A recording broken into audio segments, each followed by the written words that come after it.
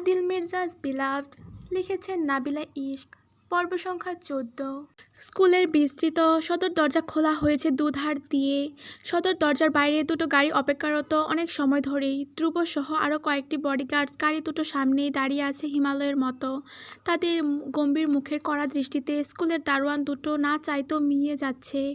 এ যাত্রায় সদর দরজা দিয়ে বেরিয়ে এলো কালো রঙের বিশাল আকৃতির একটা গাড়ি। গাড়িটা বেরিয়ে সোজা ধরল মেন রোড। ধ্রুব বাকিদের নিয়ে গাড়ি দুটোতে মিলেমিশে উঠে বসেছে। গাড়ি স্টার্ট দিয়ে শান্ত গতিতে অনুসরণ করছে বড় গাড়িটা। দুটো গাড়ির স্থান বড় গাড়িটার পাশাপাশি কঠিন পাহারায় রাখা হয়েছে। বড় গাড়িটার সবগুলো জানালার কাচ ওঠানো, ভেতরের কিছুই দেখা যাচ্ছে না বাইরে থেকে।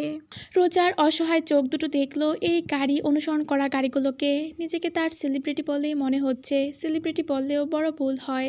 সেলিব্রিটিরাও বোধহয় এত গাড়ি গার্ডস নিয়ে ঘোরাফেরা করে না। দৃষ্টি ফিরিয়ে অসহায় চোখে চেয়ে দেখলো তার শরীরের সঙ্গে লেপ্টে থাকা বিড়াল ছানার মতো পিটপিট দৃষ্টিতে তাকিয়ে থাকা হৃদিকে। গাল ফুলিয়ে চেয়ে আছে, কাঁদো কাঁদো মুখের অবস্থা। আষ্টেপৃষ্ঠে তাকে জড়িয়ে রেখেছে, বারবার আওড়াচ্ছে রোজার সাথে যাবেই যাবে। রোজা একটা কথাও শুনতে রাজি না। এই তো মাত্রই ওর প্যারেন্টস মিটিং সেরে বেরিয়েছে। চেয়েছে হৃদিকে বাড়ি পৌঁছে দিয়ে রোজা নিজের বাড়ি যাবে, অথচ বাচ্চাটা নারাজ এতে। ও নিজেও যাবে রোজার সাথে, মানানোই যাচ্ছে না। এ যাত্রায় রোজা দীর্ঘশ্বাস ফেলে তাকালো শান্তর দিকে। শান্ত ড্রাইভারের পাশে বসে কানে ব্লুটুথ কাকে একটা নির্দেশনা দিচ্ছে। রোজা ভোঁতা মুখেই বলল, আপনাদের বসকে কল করুন, জানান তাকে যে হৃদি আমার সঙ্গে আমার বাড়িতে যেতে চাচ্ছে। যেতে পারবে? নেব। শান্ত তখনই আদিলের নাম্বারে ডায়াল করলো। সে যতটুকু জানে বস মিটিংয়ে আছে, ক্লায়েন্ট চায়নার। বেশ সময় নিয়ে হলেও কল রিসিভ হলো শেষমেশ। স্পিকারে রেখে শান্ত বলে, বস, ম্যাডাম আপনাকে জানাতে বলছে যে প্রিন্সেস ম্যাডামের সাথে ম্যাডামের বাড়ি যেতে চাচ্ছে। ম্যাডাম কি সাথে নেবে? উপাসটার আলাপ আলোচনার গুঞ্জন থেমে নামলো পিনপতন নীরবতা।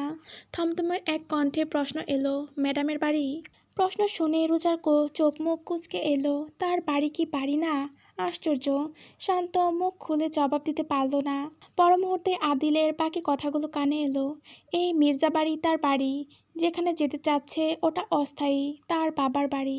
যেতে চাচ্ছে যেহেতু নিয়ে যাওয়া হোক, দুপুরের ভেতর ফেরা চাই। পরক্ষণেই কল কেটে গেল। রোজার মুখে আধার নামলো। চোখ রাঙিয়ে তাকিয়ে থাকলো শান্তর হাতের ফোনের দিকে, যেন চোখ দিয়ে ফোনের ওপাশে কিছুক্ষণ আগে কথা বলা আদিল মির্জাকে গুলি করেছে শখানেক। কথার ধরন দেখো, হুকুম করা হচ্ছে কেমন। দুপুরের ভেতর ফেরা চাই। মগের মুল্লুক। রোজা কি তার কেনা গোলাম? রোজার গোমরা মুখ ছোট দু হাতে ধরল হৃদি। মিষ্টি করে প্রশ্ন করলো, কি হয়েছে mom? Are you upset with dad? Roza নিজেকে স্বাভাবিক করতে চাইলো। তাকালো হৃদির উচ্ছ্বাসিত মুখের দিকে। যেতে পারবে শুনে মেয়েটা ভীষণ আনন্দিত। চোখ দুটো জলজল করছে। রোজার অসন্তুষ্ট অনুভূতি মিলিয়ে গেল ফানুসের মতো। হৃদিকে কোলে নিয়ে মাথার কিছু এলোমেলো চুল ঠিক করে নিতে নিতে ফিসফিস করে প্রশ্ন করলো, আগে বলো কোথায় যেতে চাচ্ছ আমার সাথে? হৃদি ভাবলো ইতস্তত ভাবে। আরে আরে দুবার তাকালো রোজার মুখের দিকে। রোজা আশ্বস্ত করলো চৌড়া হেসে। অনেকটা সময় ভেবে এক পর্শাবদনী ভঙ্গিতে ছোট গলায় আওড়ালো মেয়েটা, নানু বাড়ি? রোজা চমকায় সামান্য, মুহূর্তেই প্রাণোচ্ছল ভঙ্গিতে হেসে ফেলল। হৃদি টমেটোর মতো লাল দু গালে চুমু খেলো। বুকে জড়িয়ে চাপা গলায় বলল, তোমার নানু বাড়ি যাচ্ছি। হৃদির ধূসর চোখের মণিতে ঝলমল করে তারা ভাসছে। দু গাল ভরে হাসিতে তাকিয়ে থাকে কেমন যেন নানু বাড়ি যেতে পারাটা ভীষণ চমৎকার কিছু আনন্দের বিষয়। রোজার হৃদয় গলে হাওয়া মিঠাইয়ের মতো মিশে যায়। সে যে চেয়েছিল বাড়ির সবাইকে ভালোভাবে হৃদি সম্পর্কে বুঝিয়ে তারপর ওকে নিতে হবে। বাবা মাকে জানাতে চেয়েছিল হৃদি তার মেয়ের মতো না, তারই মেয়ে। নিজের নাতি ভেবে যেন আদর করে, কাছে টানে, ভালোবাসে। অথচ সেই সুযোগ তো হলো না। না জানিয়েই তাকে নিতে হচ্ছে। তবে রোজার মন জানে তার বাবা মা কোন ধরনের মানুষ, কেমন তাদের হৃদয়। নিশ্চয়ই কাছে টানবে হৃদিকে। এতটুকু ভরসা আছে বলেই তো সাহস করছে সে। রোজা চায় না হৃদির মনে এতটুকু আঁচ লাগুক। ওর এই উচ্ছ্বাস যেন পালাক্রমে বেড়ে হিমালয় ছয়, মোটেও এক বিন্দুও যেন না কমে। রোজা কখনোই মানতেই পারবে না, হতেই দেবে না। রাজু সতর্ক হলো, তাড়াহুড়ো কদমে বাড়ির ভেতর ঢুকলো। ছুটতে ছুটতে ডাকতে লাগলো ষাঁড়ের মতো, মা। নিপা বেগম চোখ মুখ কুঁচকে ফেললেন। রান্নাঘরে তখন তিনি ব্যস্ত হাতে ভাতের মার ফেলছেন। হাতের কাজ শেষ করে তবেই ফিরলেন। কি হয়েছে, চেঁচাচ্ছিস কেন? রাজু হাঁপাচ্ছে সমানে, দরজার দিকে আঙুল তাক করে বলল, অনেকগুলো গাড়ি আসছে আমাদের বাড়ির দিকে। ওর বলা শেষ হয়নি, অমনি গাড়ির শব্দে তালুকদার বাড়ির ভূমি কেঁপে উঠল। ক্র্যাচে ভর দিয়ে দ্রুত ঘর থেকে বেরিয়ে এলেন আজিজুল সাহেব। ইতোমধ্যে নিপা বেগম চটজলদি ছুটে এলেন দরজার কাছে। পেছনে পেছনে আজিজুল সাহেব আর রাজু এসে দাঁড়ালো। তাদের সতর্ক দৃষ্টি আপাতত তাদের বাড়ির ভেতর ঢোকা গাড়িগুলোর উপর। দরজার সামনে এসে থেমেছে গাড়িটা। সেই গাড়ি থেকে রোজা হাওয়ার বেগে বেরিয়ে এলো। ততক্ষণে বেরিয়ে এসে পুরো বাড়িটাও ঘেরাও করেছে বডিগার্ডস। ধ্রুব শান্ত তখনও গাড়ির সামনে দাঁড়িয়ে। রোজাকে দেখে নিপা বেগম চিৎকার করে উঠলেন। দু চোখ ভিজে উঠল এক মুহূর্তে, বন্যার মতো চোখের জল গড়াচ্ছে। কাঁদতে কাঁদতে নগ্ন পায়ে তিনি ছুটলেন মেয়ের দিকে। শান্ত নেই রোজাও, দৌড়ে গিয়ে ঝাঁপিয়ে পড়ল নিপা বেগমের বুকে। বুকে মাথা রাখতেই স্বস্তিতে ওর প্রাণ ভরে এলো। আমার রোজা, তুই কেমন আছিস মা? সব ঠিক আছে তো? দেখি। বলতে বলতে নিপা বেগম মেয়ের মুখটা দুহাতে তুলে নিয়ে ভালোভাবে দেখলেন। সহি সালামতে মেয়েকে দেখে বুকের পাথর সরল। রোজা মৃদু হাসলো, রক্তিম চোখ নিয়েই আওড়ালো, আমি ভালো আছি, তুমি শান্ত হও। আজুল সাহেব ভেজা চোখজোড়া কাতর দৃষ্টিতে চেয়ে আছে মেয়ের দিকে। রোজা মাকে ছেড়ে জড়িয়ে ধরল বাবাকে। আজুল সাহেব গলার স্বর ভেঙে আসে, কেমন আছিস মা? রোজা হাসে, বাবার বৃদ্ধ মুখের দিকে চেয়ে আশ্বস্ত চোখে বলে, ভালো আছি, ভালো আছি বাবা, এত চিন্তা করো না। বলতে বলতে ভেজা চোখ দুটো মুছে দেয়। তাকায় আজুল সাহেবের পেছনে থাকা মাথা নুইয়ে দাঁড়িয়ে থাকা ছোট ভাইয়ের দিকে। রোজা এগোলো দু পা, মনে হচ্ছে কত বছর পর পরিবারের সাথে দেখা। রাজু ভেজা চোখ দুটো তুলে তাকালো, নিঃশব্দে কেঁদে চোখ মুখ ভিজিয়ে ফেলেছে। এ যাত্রায় হামলে পড়ল বড় বোনের বুকে। দু হাতে শক্ত করে জড়িয়ে ধরল রোজা, মাথা বুলিয়ে কপালে ঠোঁট ছুঁয়ে দিল। বাবা, কাঁদতেও তো দেখি পারিস। কে যেন বলতো ছেলেরা বীর, তারা কাঁদে না। রাজু লজ্জা পেল, তবে ছাড়ল না, জড়িয়ে রাখলো অনেকটা সময়। আজিজুল সাহেব হাসেন মেয়ে ছেলের দিকে তাকিয়ে। কিছু বলবেন তখনই বাচ্চা বাচ্চা কণ্ঠে ডাক পড়ল, মম, মম, ক্যান আই কাম আউট? চমকে উঠলেন নিপা বেগম। আজিজুল সাহেব তাকালেন গাড়ির দিকে, পরপর বেকুবের মতন তাকান মেয়ের দিকে। গাড়ির দরজাটা খোলা তখনও। এখানে শান্ত দাঁড়িয়ে আছে। ওই ডাকে রোজা হাসে সামান্য, দ্রুত কদমে ছুটে যায় গাড়ির দিকে। মাথা নুইয়ে তাকাতে দেখলো লক্ষ্মীর মতো রীতি বসে আছে, আগ্রহী চোখে চেয়ে আছে এদিকে। রোজা দু হাত বাড়িয়ে দিতেই ঝাঁপিয়ে পড়ে তার কোলে। রীতিকে নিয়ে দরজার কাছ থেকে সরে দাঁড়াতেই দরজাটা লাগালো শান্ত। নিপা বেগম, আজিজুল সাহেব, রাজু তারা দেখতে পেল রোজার কোলে থাকা রীতিকে। দু হাতে রোজার গলা জড়িয়ে বড় বড় চোখে তাদেরকে দেখছে। নিপা বেগম, আজিজুল সাহেব একবার বাচ্চাটাকে দেখলেন, আরেকবার রোজার দিকে তাকালেন। রোজা হেসে ফেলল, এগিয়ে এলো তাদের সামনে। রীতি পিটপিট চোখে অনেকক্ষণ আজিজুল সাহেবের দিকে চেয়ে থাকলো। আজিজুল সাহেবও হতবিপল ভঙ্গিতে তাকিয়ে আছেন। এ যাত্রায় রিচি ফিসফিস করে বলল, মম, নানু ভাই looks a little like you. থমকালেন আজিজুল সাহেব। রোজা হেসে ফেলল শব্দ করে। মেয়ের নাক ছুঁয়ে আওড়ালো, তাই? সালাম দাও নানু ভাইকে। রীতি তাকালো দুজনার দিকে, পাখির মতো কিচিরমিচির করে বলল, হাই নানা ভাই, তুমি কি ভালো আছো? হাই নানু, তুমি কি ভালো আছো? আজিজুল সাহেব এক পলক মেয়ের দিকে তাকালেন। হঠাৎ এমন এক উচ্চবংশীয় পরিবারের বাচ্চার নানু ভাই হওয়াতে থতমত খেয়ে গেলেন। নিপা বেগমের মুখে হাসিটা ধরছে না। ভদ্রমহিলা মেয়ের আশ্বস্ত দৃষ্টি দেখে দু হাত সাবধানে বাড়িয়ে দিলেন। রীতি খুব সহজেই কুলে এলো, জড়িয়ে ধরলে নিপা বেগমের গলা। পুতুলের মতো চেয়ে আছে নিপা বেগমের মুখের দিকে, মিটিমিটি হাসছে। নিপা বেগমের অন্তর হিমেল বাতাসে দুলে উঠল যেন। তিনি মুগ্ধ চোখে চেয়ে আওড়ালেন, ভালো আছি নানু ভাই, তুমি কেমন আছো? রীতি বিজ্ঞের মতো বলল, মম কাছে থাকলে আমি সবসময় ভালো থাকি। নিপা বেগম দেখলেন বাচ্চাটার মুখটা। কথা বলতে বলতে বাচ্চাটা সেই রোজার দিকে তাকাচ্ছে। নিপা বেগম তাকালেন মেয়ের দিকে। এক মুহূর্তে রোজাকে এক গর্ববোধ করা মা মনে হচ্ছে তার। নিপা বেগমের হৃদয় জলের মতো শান্ত হয়ে এলো। আর কোনো দুশ্চিন্তায় রইল না। তিনি রীতিকে কোলে নিয়ে ভেতরে প্রবেশ করতে করতে বললেন, বাইরে আর কত, ভেতরে আসো। রীতির মুখ যে হেসে হেসে প্রশ্ন করলেন, কি খাবে আমার নানু ভাই? তুমি নানুকে বলো, নানু তোমার জন্য তাই রান্না করবে। রীতি উচ্ছ্বাস নিয়ে জানালো, grandma, I will eat whatever you make. Nipa Begum ভরকে গেলেন, থেমে গেল তার কদম। রিধি তখনও চেয়ে আছে মিষ্টি করে হেসে। খুব কাছে থাকা রাজু মাকে বলেছে তুমি যা বানাবে তাই খাবে।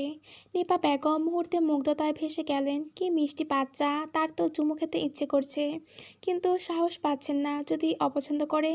রীতি তখন চারিপাশটা দেখছে আগ্রহ নিয়ে। হঠাৎ পেছনে চেয়ে ডাকলো, মা। রোজা বাবাকে ধরে এনে বসিয়েছে ড্রয়িং রুমের সোফায়, তাকে সাড়া দিল ওখান থেকেই, বলো মা, তুমি কোথায় থাকতে, আমি ওই রুমে যাব। রোজা হাসলো, রাজু দ্রুত বলল, আমি নিয়ে যাই, আসো বাবু। রীতি তাকালো রাজুর দিকে, দৃষ্টিতে প্রশ্ন। রোজা এসে পরিচয় করিয়ে দিল, এটা তোমার মামা, আমার ছোট ভাই। রীতি সঙ্গে সঙ্গে বলল, হাই মামা।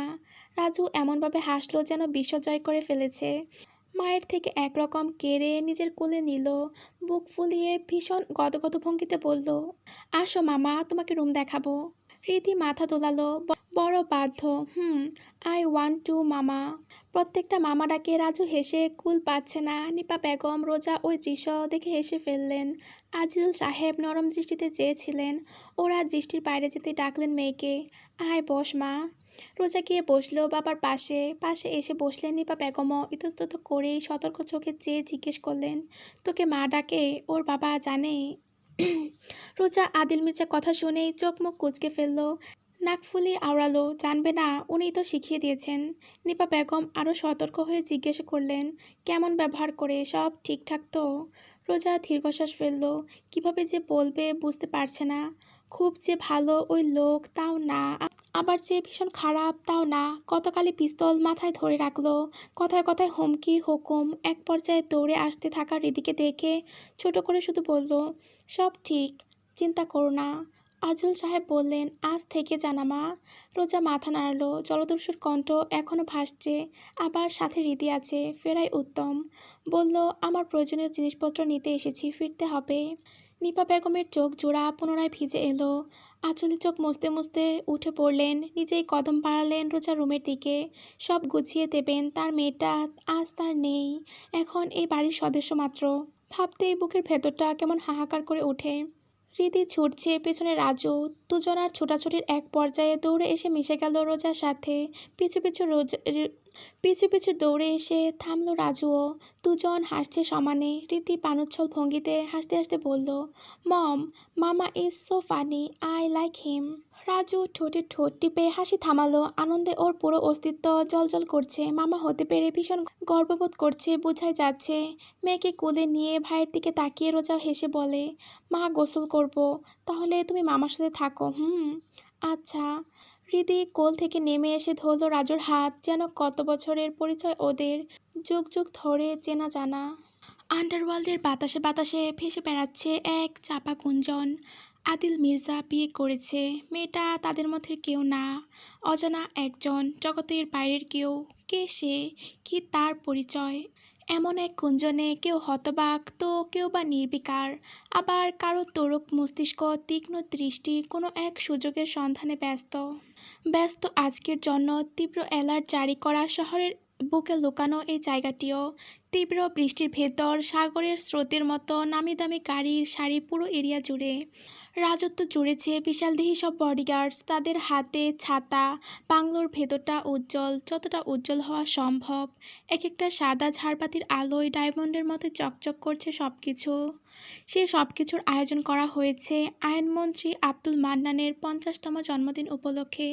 এখানে উপস্থিত সব একই দেশের গুরুত্বপূর্ণ প্রভাবশালী লোক। সেই একদল লোকের মধ্যে দাঁড়িয়ে আছে আইনমন্ত্রী আব্দুল মান্নান। ড্রিঙ্কসের গ্লাসে ঠোঁট ছুঁয়ে সক্ষতার ব্যস্ত তিনি। তার পাশে বডিগার্ডস ব্যস্ত হাতে উপহারগুলো নিচ্ছে অতিথিদের হাত থেকে। প্রভাবশালী লোকদের ঘিরে আছে অল্পবয়সী সব সুন্দরী রমণী। ভীষণ ছোট আবেদনময় পোশাকে ওরা ড্রিঙ্কস সার্ভ করছে। ওদের শরীর যেন বাজারের সবজি, যে কেউ সকলের সামনেই শক্ত করে ছুঁয়ে দিচ্ছে।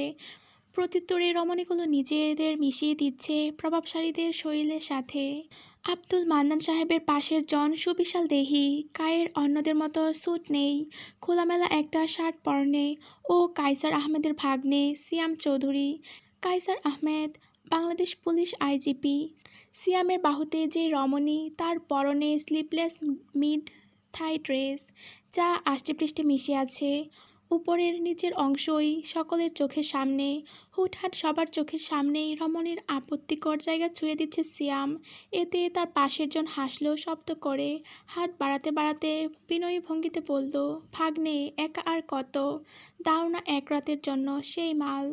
সিয়াম ভ্রু তুলল, কৌতুকের হাসি ঠোঁট জুড়ে। কেমন অনাগ্রহী ভঙ্গিতে রমণীর মেকআপে সাজানো সুন্দর মুখে চুমু খেয়ে বলল, এই বয়সে এসেও কচি মালের জন্য এত পিপাসা।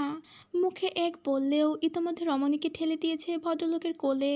লোভাতুর লোকটা অমনি দু হাতে আষ্টেপৃষ্ঠে জড়িয়ে নিয়েছে অল্প বয়সী শরীরটা। বিপরীতে ওই রমণীর মুখে ভাসল কিঞ্চিৎ ভয়, অনিচ্ছুকতা। সে দৃশ্যে খ্যাক করে হাসল অনেকেই। মান্নান সাহেবের কানে তখন এক বডিগার্ড ফিসফিস করে কিছু বলল। মান্নান সাহেবের মুখ উজ্জ্বল হয় মুহূর্তেই। ড্রিঙ্কসের গ্লাস রেখে ছোটেন দরজার দিকে। সিয়াম ডাকে, কি মন্ত্রী সাহেব, কার জন্য এত তাড়া, হ্যাঁ? মান্নান সাহেব বেরিয়ে যেতে যেতে বললেন, আদিল আসছে। সাথে সাথে এক একজনের আশ্চর্যের প্রশ্ন পড়ল, আদিল মির্জা, আদিল মির্জা আসছে। আরে আসলেই আদিল। বৃষ্টি শব্দ মারিয়ে ড্রাইভওয়ে পিষে এসে থেমেছে বেশ কয়েকটা গাড়ি। মুহূর্তেই ঝড়ের বেগে বেরিয়ে আসে অ্যালেন ক্লান্ত স্বপন। ক্লান্ত মেলে ধরেছে বড় কালো ছাতাটা। শান্ত এসে গাড়ির দরজা খুলে দিল। ওখানে ছাতাটা বাড়িয়ে ধরল ক্লান্ত। একজোড়া চকচকে কালো জুতো নামলো বৃষ্টির জলে শব্দ তুলে। দরজায় যে হাতটা পড়ল তা কারো গ্লাভসে আবৃত। পুরো শরীরটা পেরিয়ে এলো পরপর। আদিলের স্যুট রাতের আধারের চেয়েও কালো। কালো চোখের ভঙ্গি, এক ফোঁটা বৃষ্টির জলও তার শরীর ছুঁতে পারল না। মান্নান সাহেব হাসতে হাসতে আসছেন। আসছো তুমি? কখনো তো আনা যায় না তোমারে বাপজান। আদিল তাকালো এক পলক। স্বপন ব্রিফকেসটা এগিয়ে দিল। আদিল হাঁটা অব্যাহত রেখে বেশ নির্বিকার মুখে বলল, জন্মদিনের শুভেচ্ছা মন্ত্রী সাহেব। ব্রিফকেস খুলতেই হাসি ঘাড় হলো ভদ্রলোকের। উচ্ছ্বাসে ফেটে পড়লেন। নাক দিয়ে ঘ্রাণ নিয়ে ব্রিফকেসটা পাশের বডিগার্ডের হাতে দিয়ে আদেশ ছুড়লেন, সাবধানে রাখ। পরপর আদিলের গতির সাথে গতি মিলিয়ে প্রবেশ করলেন বাংলোর ভেতর। ক্ষণিকের জন্য বয়ে গেল তীব্র নীরবতা। নীরবতা ভাঙল কারো উচ্ছ্বাসের শব্দে, তো কারো বিদ্রুপমাখা হাসিতে। অনেকেই ঘৃণায় মুখ ফিরিয়ে নিয়েছে। আদিল অবশ্য ওসবের কখনো ধার ধারেনি। সামনে ভীষণ গুরুত্বপূর্ণ একটা ডিল আছে তার। আইনমন্ত্রীর সাহায্য লাগবে। কাজটা ভালোই ভালোই সম্পন্ন করতেই আজ এই প্রোগ্রামে আসা। আদিল সোজা এসে ড্রিঙ্কস বারের কাছে পায়ের উপর পা তুলে বসলো পাশের সোফায়। পিছু পিছু এসে বসলেন মান্নান সাহেবও। দিকপাল চ্যাটার্জিও দলবল ছেড়ে হাসতে হাসতে এলেন, দুটো ড্রিঙ্কসের গ্লাস হাতে। একটা আদিলের হাতে দিয়ে অন্যটায় নিজের ঠোঁট ছোঁয়াতে ছোঁয়াতে অপোজিটে বসে উৎফুল্ল গলায় বললেন, সারপ্রাইজ দিলা ভালোই, দেখা তো পাওয়াই যায় না। আদিল ড্রিঙ্কসের গ্লাসে ঠোঁট ছুঁয়েছে, একটানে শেষ করলো। আরেক গ্লাস নিতে নিতে বলে, দিনকাল কেমন যাচ্ছে? মান্নান সাহেব ঠোঁট চেপে বললেন, তা আমরা জিজ্ঞেস করব, তাই না দিকপাল চ্যাটার্জি? একদম। নতুন বিয়া করছো শুনলাম। আনো নাই কেন সাথে, দেখা করাবা না? আদিলের হাত থামল না। কয়েক গ্লাস গলায় টেনে সিগারেট ইতোমধ্যে ঠোঁটে স্থান পেয়েছে। এক টান দিয়ে কালো ধোঁয়া ছুড়ল। এক ফাঁকে গলায় ঢাললো আরেক গ্লাস। পাল্লা দিয়ে ড্রিঙ্ক করছে দিকপাল চ্যাটার্জিও। তাদের ভেতর যেন কম্পিটিশন চলছে। মান্নান সাহেবের বয়স হয়েছে, অত খেতে পারেন না, তারপরও বেশ কয়েক গ্লাস গিলেছেন। মাথাটা চক্কর দিল, নেশা ধরেছে প্রায়। সিয়াম এসে দাঁড়ালো তক্ষুনি। ভিন্ন একটি রমণী ওর বাহুতে। ওই রমণী নিয়েই বসলো অপোজিটে দিকপাল চ্যাটার্জির পাশে। ভ্রু দুলিয়ে বলল, শুনলাম খুব রূপসী দেখতে। অমন রূপসী একা একা দেখলে হবে? আদিল গ্লাসের মদটুকু গিলে রক্তিম চোখে তুলে তাকালো তৎক্ষণাৎ। এই ধূসর রঙের দৃষ্টিতে সিয়ামের ভেতরটা সামান্য কাঁপলেও দেখালো না উপরে। মান্নান সাহেব সতর্ক হলেন, থামাতে চাইলেন, কিন্তু ভীষণ সাহস দেখাতে সিয়াম বলে গেল, আনা হোক সামনে, আমরা দেখি, একটু টেস্ট। চোখের পলকে হাওয়ার গতিতে আদিল ঝুঁকে হাতের ড্রিঙ্কসের গ্লাস দিয়ে বাড়ি বসালো সিয়ামের মাথায়। আদিলের হাত সিয়ামের মাথা ফেটে রক্ত ভেসে গেল সবটা। মান্নান সাহেব চিৎকার করলেন, আদিল! আদিল থামল না। রক্তাক্ত কাটা হাত দিয়েই চেপে ধরল সিয়ামের গলা। ওকে উড়িয়ে আছড়ে ফেলল জমিনে। খানকি পোলা, কলিজা সিরা কুত্তারে খাওয়াবো, তোর মুখে আমি মুতবো। মান্নান সাহেব এসে দ্রুত টেনে ধরলেন আদিলের হাত। সিয়াম ততক্ষণে অজ্ঞান। ওর বডিগার্ড সব আদিলের বডিগার্ডের সাথে হাতাহাতিতে ব্যস্ত। মান্নান সাহেব বিষণ্ণ গলায় আদেশ ছুড়লেন, তাড়াতাড়ি ওরে উঠা, ডাক্তার শামুকে ডাক। গান শুনতে শুনতে রোজার চোখগুলো লেগে এসেছে। ও ড্রয়িং রুমের সোফায় বসে আছে, টেলিভিশন অন, পরনে শুভ্র রঙের নাইট ড্রেস, উপরে অংশ চাদর দিয়ে ঢাকা। রীতি রুমে ঘুমাচ্ছে, রোজা এখনও না ঘুমিয়ে বসে আছে ওর ফোনটার জন্য। ফোন নাকি আদিল মির্জার কাছে। লোকটাকে কিছু কথা আজ রোজা শোনাবেই। ওর ফোনে অনেক কিছু আছে, একজন মেয়ে মানুষের ফোন কেন ধরবে? রোজা চোখ বুজে বিড়বিড় করলো, কোনো ভদ্রতা নেই। আওড়াতে আওড়াতে লেগে আসে চোখ জোড়া। মির্জা বাড়ির ড্রাইভওয়ে পিষে কয়েকটি গাড়ি ঢুকে তখনই এসে থামলো বাড়ির সামনে। বৃষ্টি তখনও নামছে। শান্ত বেরিয়ে ছাতা মেলে ধরলো। আদিল দুলতে দুলতে বেরিয়ে এলো, দু হাতের গ্লাভস তখনও রক্তে ভেজা। সে অসন্তুষ্ট ভঙ্গিতে গ্লাভস খুলে ছুঁড়ে মারলো। দুয়ারের কাছে এসে খুললো রক্তাক্ত জুতো। গায়ের কোট খুলতে খুলতে প্রবেশ করলো ভেতরে। দুয়ারের কাছে থামলো শান্ত, আর ভেতরে গেল না রোজার অস্তিত্ব দেখে। ওখানেই দাঁড়িয়ে রইল ঘুরে। আদিল এক একটা দৃঢ় তবে এলোমেলো কদমে সামনে এগোচ্ছে। কোটটা পড়ে আছে ফ্লোরে, তার ধূসর চোখের দৃষ্টি ঝাপসা, ভারী শরীরটা বোধহয় মৃদু তুলছেও। ফিসফিসিয়ে গান তখনও চলছে টেলিভিশন থেকে। ঝুলন্ত ঝাড়বাতিটার হলদে আলোয় দেখা মেলে রোজার। সোফায় বসা অবস্থায় মাথাটা সোফার শেষ প্রান্তে হাতলে এলিয়ে দেয়া। আদিল এসে দাঁড়ালো রোজার ঠিক সামনে। ঝাপসা দৃষ্টিতে ওই ঘুমন্ত মুখটা দেখতে কিছুটা অসুবিধে হয়। এতে অসন্তুষ্ট হয় সে, সামান্য ঝুঁকতে চায় কিন্তু পারে না। থুবড়ে পড়তে নিলে নিজেকে সোফার হাতলে ধরে সামলে নিল। রোজার ঘুমন্ত মুখটা দেখতে দেখতে কেমন শব্দ করে দু হাঁটু গেড়ে বসে পড়ল। সেই শব্দে চমকে চোখ মেলে তাকালো রোজা। নিজের খুব কাছে আদিলকে দেখে রীতিমতো কিংকর্তব্য বিমূঢ়। হাঁটু গেড়ে বসা আদিলের চোখ মুখে অবুঝের মতো দেখালো। আদিল একধ্যানে শুধু চেয়েই থাকলো। মদের তীব্র গন্ধে রোজা নাক মুখ কুঁচকে ফেললো, তাকালো শান্ত এলনের দিকে। ওরা একটাও শব্দও করছে না। রোজা দীর্ঘশ্বাস ফেললো। কতটা ড্রিঙ্কস করেছে এতটা ড্রাঙ্ক হওয়ার জন্য? রোজা আস্তে আস্তে প্রশ্ন করে। এভাবে বসেছেন কেন, রুমে যাচ্ছেন না যে? আদিল জবাবে নির্বিকার চেয়েই রইল কেমন। অমন গাঢ় দৃঢ় গম্ভীর দৃষ্টির সামনে রোজা অপ্রস্তুত, বড় ছন্নছাড়া। দৃষ্টি সরিয়ে নেয়। উঠতে চাইলে কিছু একটা অনুভব করে ঘাবড়ে ওঠে, কেঁপে ওঠে অন্তর। আদিল ভীষণ আলগোছে মাত্রা রেখেছে থম মেরে রাখা রোজার কোলে। কেমন কল্পনায় বাস করা এক মানব কণ্ঠে মিনমিনিয়ে আওড়ায়, মাথা বুলিয়ে দাও রোজ, যেভাবে আমিরার করো, আমার হেডেক হচ্ছে। রোজার হৃদয়ে কেমন শিরশিরে এক অনুভূতি হয়। নিবু নিবু বাচ্চাসুলভ ওই কণ্ঠে অন্তরাত্মা পর্যন্ত কেঁপে ওঠে, মিইয়ে যায় তার শরীর। এই আদিল মির্জাকে ও চেনে না। আদিল তাকানোর চেষ্টা করে অস্পষ্ট ভাষা ভাষা চোখে। কি হলো, করো না। রোজা চমকে চেয়ে রয় মুখের সামনে থাকা আদিলের অবুঝ চোখ মুখে। হুবহু হৃদির মতো চোখ মুখ, আবদারও ওর মতো। রোজার হাত কাঁপে সামান্য, কণ্ঠনালী আটকে আসে। আদিল আওড়ায় ফের। রোজা অবশেষে অত্যন্ত ধীরে এগিয়ে নেয় ডান হাতটা। নরম ফর্সা লম্বা 5 আঙুল ডুবিয়ে দেয় তার কোলে রাখা মাথার সিল্কি চুলের গভীরে। মুহূর্তে আদিল কেমন শব্দ করে স্বস্তির শ্বাস নেয়। আরও গভীরভাবে এলিয়ে যায় কোলের মধ্যে।